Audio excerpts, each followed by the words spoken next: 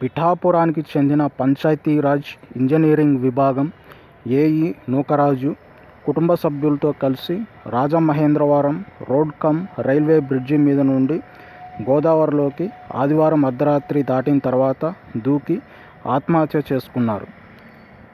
నూకరాజు, ఆయన భార్య, కుమార్తె, మనవడు నలుగురు దూకారు.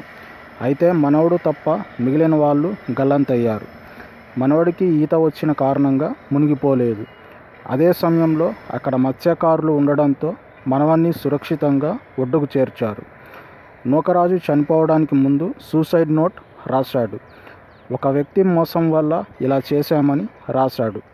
తన కుమార్తెకు, మనవడికి సహాయంగా ఉంటానని నమ్మించి మోసం చేశాడని, మనవడికి రైఫిల్ షూటింగ్లో శిక్షణ ఇప్పిస్తూ సహాయం చేస్తానని నమ్మించాడని లేఖలో రాశాడు. తమ విలువైన వస్తువులు, బ్యాంక్ ఖాతాలు ఆ వ్యక్తి ఆధీనంలో ఉన్నాయని పేర్కొన్నాడు. కుమార్తె భర్త 2026 జూలై 2న మృతి చెందిన విషయాన్ని ప్రస్తావించాడు. సమాచారం అందుకున్న పోలీసులు, గజ ఈతగాళ్లు, అగ్నిమాపక సిబ్బంది సహాయంతో నూకరాజు కుటుంబ సభ్యులు దూకిన ప్రాంతంలో గాలింపు చర్యలు చేపట్టారు.